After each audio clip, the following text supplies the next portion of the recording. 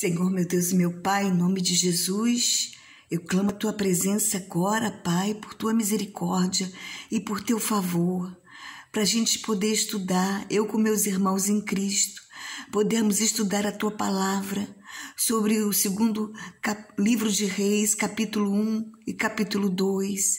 Em o nome de Jesus, querido Deus, não é pela nossa justiça praticada que eu peço essas coisas ao Senhor, mas pelos méritos de Cristo na cruz do Calvário, clamamos a Teu Santo Espírito que venha dar esta aula para nós, que venha nos abrir o entendimento para a Tua palavra, Senhor, por graça e misericórdia do Senhor, em o nome de Jesus.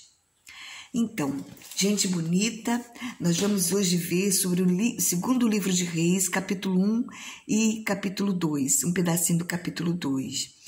Nesse tempo, nós vamos falar sobre Israel. E em Judá, que o reino já estava dividido, estava reinando Josafá. No capítulo 1, versos 1 a 8, versos 1 a 8, mostra que morreu Acabe e Acasias, o filho de Acabe, reinou em seu lugar. E aí ele caiu pelas grades de um quarto, alto, e se feriu muito. Ele mandou que consultassem a Baal-Zebub, né? Baal-Zebub, parece até Boi-Zebu, né, gente? Se ele sararia. Aí um anjo do Senhor disse a Elias para mandar avisá-lo que porque mandou consultar a Baal, certamente ele morreria. Certo? Vamos ver no versículo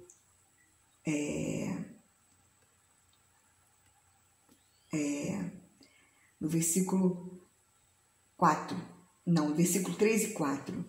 Mas o anjo do Senhor disse a Elias, o tesbita: desponte e sobe, para te encontrares com os mensageiros do rei de Samaria, e dize-lhes: porventura não há Deus em Israel para ires a consultar Baal-Zebub, Deus de Ecrom? Por isso, assim diz o Senhor: da cama que subiste não descerás, mas sem falta morrerás. Então Elias partiu. Gente, muitas vezes a gente faz isso, sabia?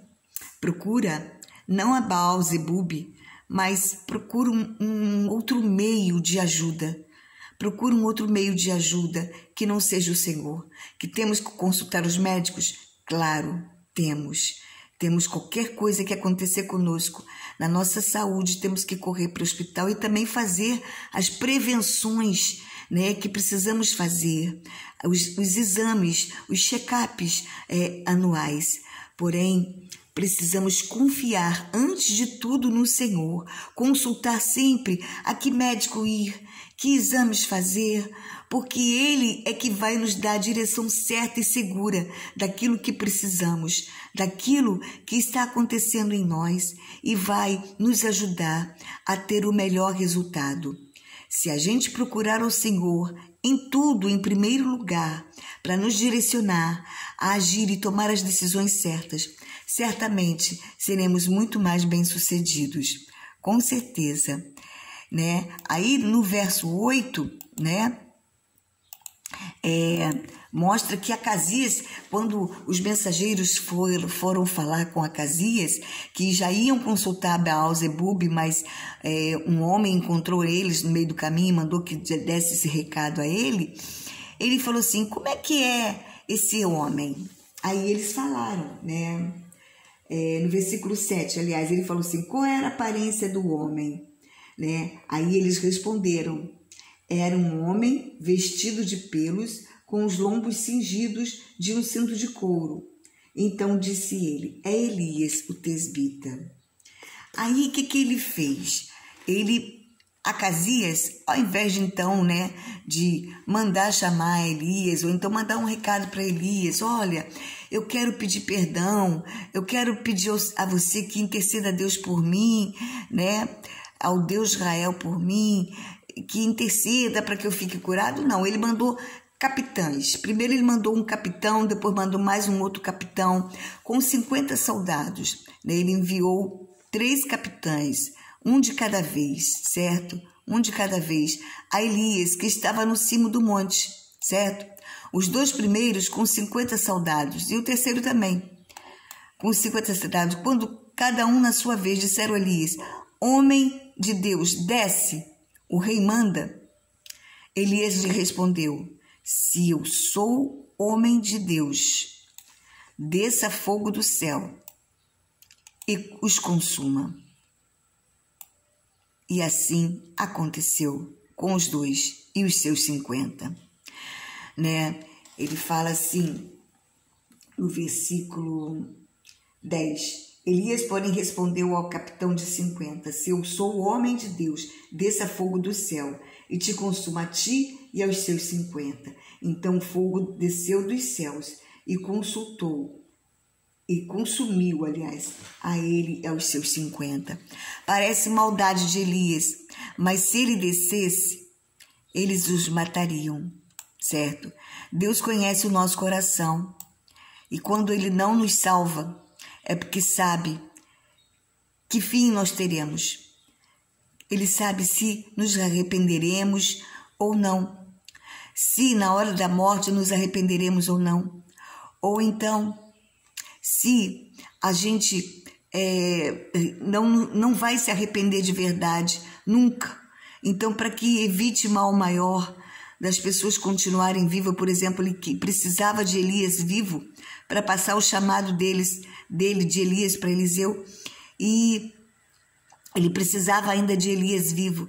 Então, ele mandou que Elias fez isso com a ordem de Deus, né? Matar esses 2 capitães e os seus 50. Quer dizer, Elias matou, mandando descer fogo do céu, 102 homens.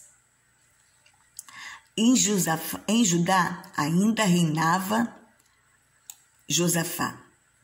O terceiro capitão enviado a Elias se chegou com humildade e se prostrou pedindo. Vamos ler? Vamos ler.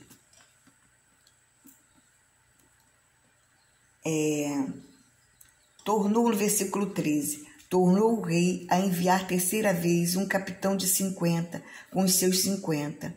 Então subiu o capitão de 50. Indo ele, pôs-se de joelhos diante de Elias e suplicou-lhe e disse-lhe: homem de Deus, seja, peço-te, preciosa aos teus olhos a minha vida e a vida destes 50 teus servos. Pois fogo desceu dos céus e consumiu aqueles 2 primeiros capitães de 50 com os seus 50.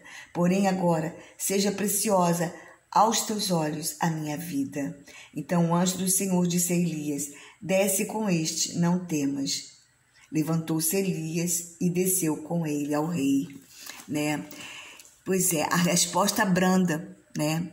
A resposta branda aplaca o furor, né? A gente sabe que se a gente falar com humildade, a gente vai ter, em Provérbios 15:16, fala isso, né?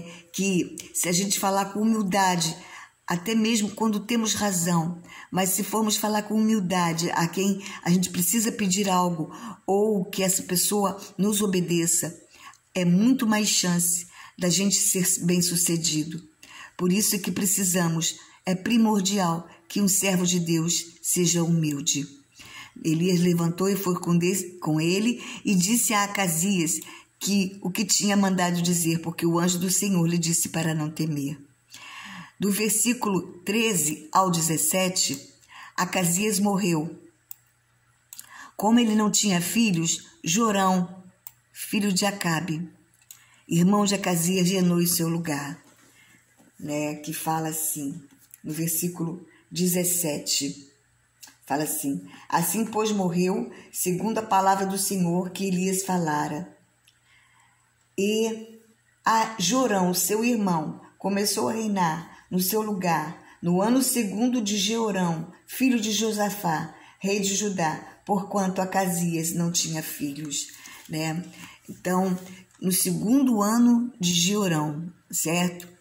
Gente, eu sou muito ruim para sublinhar, meu Deus do céu. No 2º ano de Jeorão, filho de Josafá, e Josafá reinava junto com Jeorão. Jeorão e Josafá reinaram algum tempo juntos. O filho, Jeorão, e o pai, Josafá.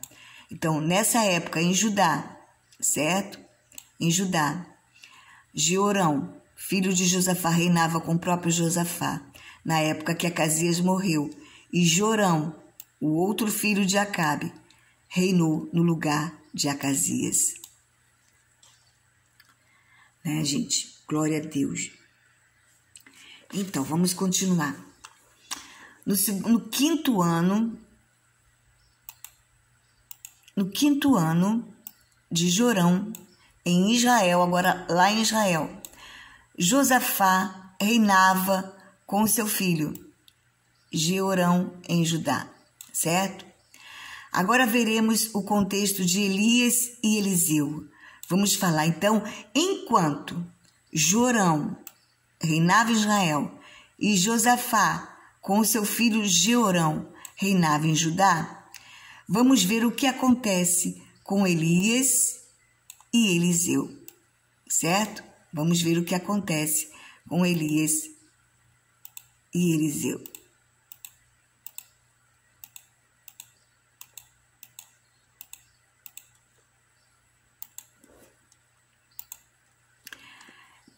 Do verso 1 ao 18. Vamos ler, porque fala da subida de Elias ao céu. Fala da subida de Elias ao céu e como deixou Eliseu como seu sucessor, né? E veremos que existem várias escolas de profetas sobre a direção de Elias. Existiam, né?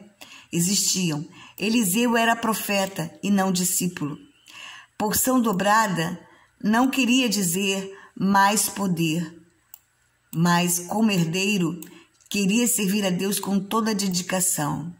Então, naquela época, os herdeiros, eles tinham direito de ter porção dobrada, certo? Da herança do pai. E para Eliseu, Elias era um pai, certo? Vamos ver, então, do 1 ao 18, no capítulo 2. Agora é capítulo 2, viu, gente? Capítulo 2 aqui, ó.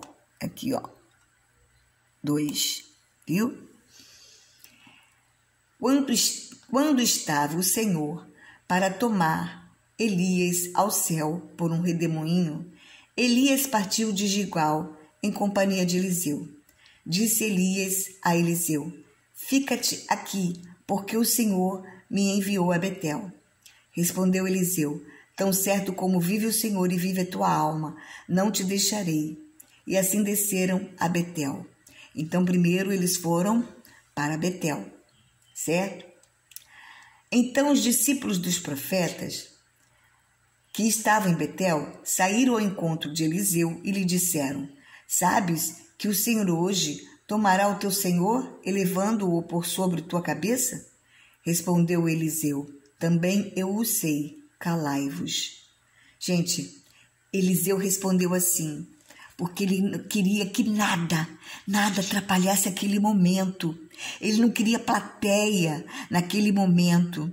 Ele queria estar buscando a Deus, buscando o sobrenatural de Deus. E ele sabia que perto de Elias ele iria conseguir esse sobrenatural, que junto com Elias ele iria aprender como é que ele faria em toda a carreira dele de profeta. Então ele não queria nada, nem ninguém atrapalhando, ele não queria plateia, ele não queria que as pessoas ficassem falando muito. Ele não queria que nada atrapalhasse. Aquele momento para ele era muito importante. E ele persistia. No versículo 4, ele falou assim, aí Elias falou para Eliseu: fica aqui em Betel, né? Porque o Senhor me enviou a Jericó.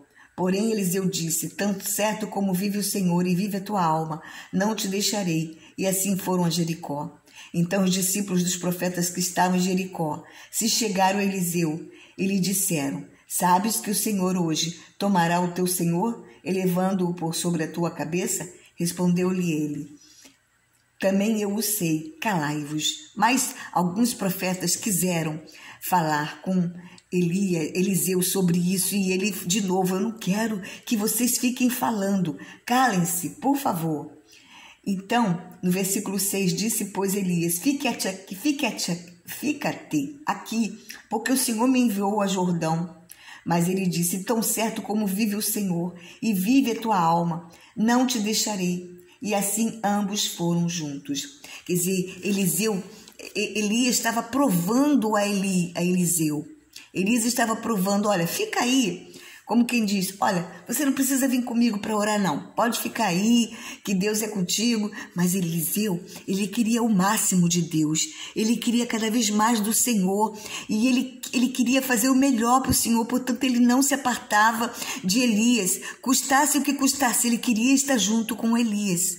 Ele queria, porque ele sabia que Elias tinha a unção para ajudá-lo. E é assim também nós precisamos estar com pessoas que servem a Deus de fato e de verdade, que podem nos ensinar, que podem nos mostrar como buscar mais a Deus, que nós temos que nos aproximar de tudo aquilo que é de Deus. Cada vez mais, custe o que custar, andemos quantas milhas andarmos. Não importa, o que importa é agradar a Deus, é estar querendo as coisas do Senhor. É isso que é o mais importante, querer as coisas do Senhor. E era assim que Eliseu queria, certo? Você vê que tinha três escolas de profetas. Uma que foi em Gilgal, logo no início, né? No versículo 1 do capítulo 2. Depois a outra em Betel, no capítulo 3, a outra escola de profetas. E depois a outra última escola em Jericó. Certo? Tinha 3, até aqui já existiam 3 escolas. Elias visitou essas 3 escolas de profetas antes de ir. Creio que foi para dar algumas ordens, ajeitar algumas coisas, e Eliseu queria estar por perto, queria ver como é que estavam as coisas, como é que ele fazia as coisas, ele queria aprender mais, e é isso que nós temos que fazer, aprender cada vez mais, certo? Vamos então para o próximo slide. Quando Elias fala a Eliseu, vamos ver agora, vamos lá primeiro ler, certo?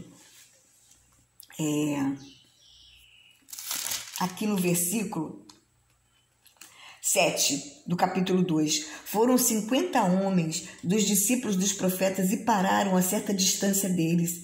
Eles ambos pararam junto ao Jordão. Então Elias tomou o seu manto, enrolou-o e feriu as águas, as quais se dividiram para os 2 lados e passaram ambos em seco.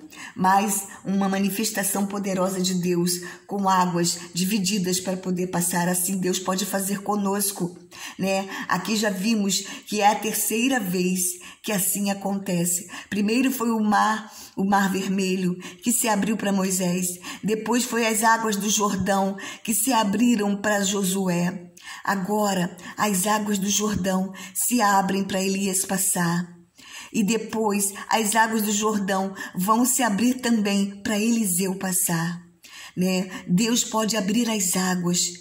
Ele pode dissipar os empecilhos que se encontram no nosso meio, para que a vontade dele seja feita em nossa vida. Ele divide águas, ele faz a gente andar por sobre as águas.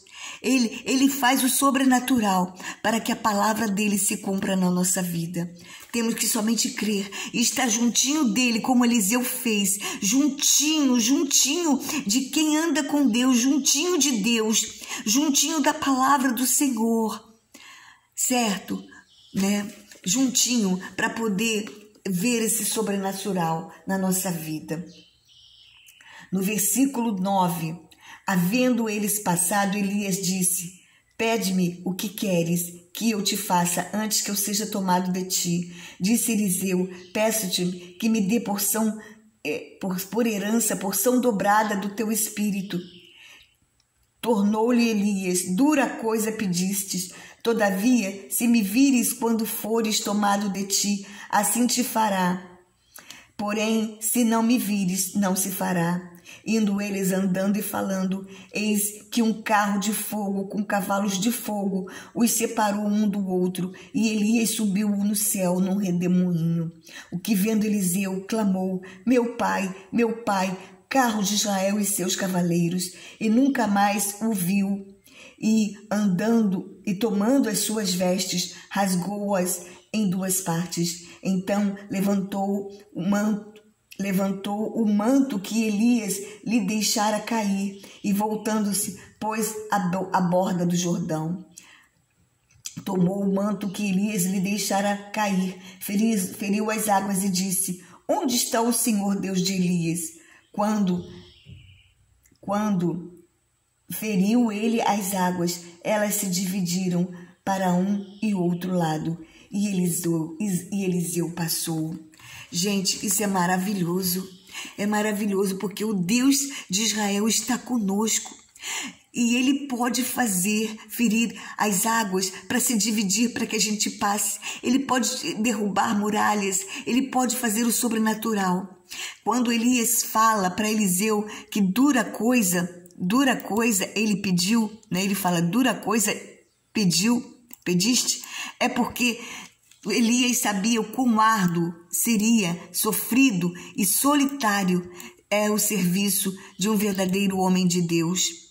Quão solitário é o serviço, quão árduo e sofrido é o serviço de um verdadeiro profeta.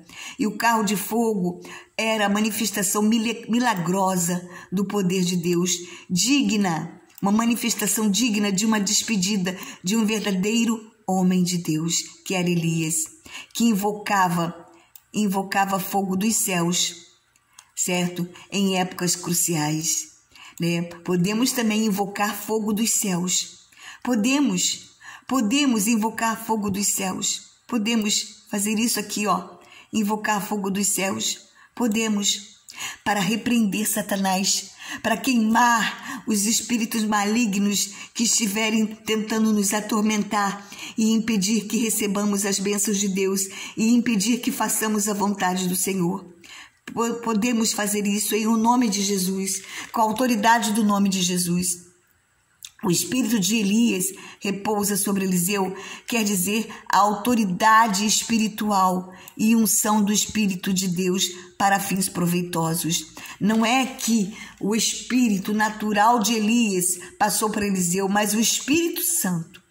O mesmo jeito de Elias agir, a autoridade espiritual, a unção do Espírito de Deus sobre Elias estaria com porção dobrada sobre Eliseu, para fins proveitosos, para fins do reino de Deus avançar. Certo? Vamos continuar. Os discípulos dos profetas procuram Elias, certo? No versículo 15, vendo-o, pois, os discípulos dos profetas que estavam defronte em Jericó disseram, o espírito de Elias repousa sobre Eliseu. Quer dizer, o Espírito Santo, a unção, a autoridade de Elias estava agora sobre Eliseu. Vieram-lhe ao encontro e se prostraram diante dele em terra. E lhe disseram, eis que entre os teus servos há 50 homens valentes. Ora, deixa-os ir em procura do teu Senhor. Pode ser que o Espírito do Senhor tenha levado e lançado nalgum dos montes ou nalgum dos vales. Porém, Eliseu respondeu, não os envieis. Mas eles apertaram com ele até que, constrangido, Eliseu lhe disse, enviai. E enviaram 50 homens, que o procuraram 3 dias, porém não o acharam. Então voltaram para ele, pois permanecera em Jericó. Eliseu permanecera em Jericó. E ele lhe disse, não vos disse que não fosseis, né? Certo? Então, gente, os discípulos dos profetas nunca tinham visto algo tão sobrenatural. Meu Deus do céu, como é que eu não sou boa de sublinhar. Eles nunca tinham visto o sobrenatural de Deus. Os discípulos, eles ouviam falar, né? Ouviam falar. Igual Jó, né? Quando teve um encontro verdadeiro com Deus, falou para Deus, eu te conhecia só de ouvir, porém agora os meus olhos te veem. né? Então, os discípulos não conheciam verdadeiramente o sobrenatural de Deus. E eles viam, eles nunca tinham visto. Então, eles acharam que Elias não tinha ido para o céu. Eles não acharam. Eles achavam que Elias iria ser elevado sobre a cabeça de Eliseu e deixaria a autoridade com Eliseu. Mas lá no finzinho, lá dentro, no finzinho não, lá no íntimo do coração deles, eles acharam que Elias tinha se perdido em algum monte, algum vale, que o Espírito de Deus tinha levado Elias para algum lugar aqui da terra mesmo. Eles não imaginavam que Elias tinha sido transladado aos céus, né? Assim será conosco, né? No dia que Jesus vier nos buscar. Nós vamos ressuscitar, vamos ser arrebatados. Nós vamos ser arrebatados aos céus aqueles que estiverem vivos na época que o Senhor voltar para buscar a sua igreja, né? Se a gente estiver vivo, que a gente tenha esse sobrenatural na nossa vida, que a gente seja herdeiro da vida eterna, que a gente não desista, que a gente caminhe mais quantas milhas forem preciso junto com o Senhor, cada vez mais grudadinhos com aquilo que é de Deus. Precisamos ser assim, estarmos grudados com aquilo que é de Deus. Em o nome de Jesus, não se apartar nem para a direita nem para a esquerda. Buscar as coisas do Senhor e sempre pedir porção dobrada. Sim, o Espírito Santo não é dado a gente por medida. Não é dado. Na palavra de Deus diz que Ele não dá o Espírito de Deus por medida. Então, quanto mais podemos ter do Espírito de Deus, nós devemos buscar. Nós temos o selo do Espírito Santo em nós.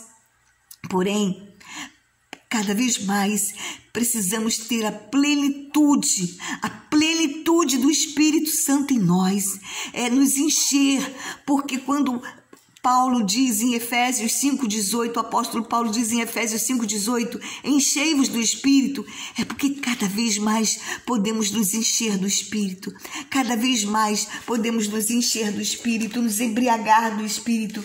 Vamos lá em Efésios capítulo 5, versículo 18. Vamos lá rapidinho, gente, em nome de Jesus.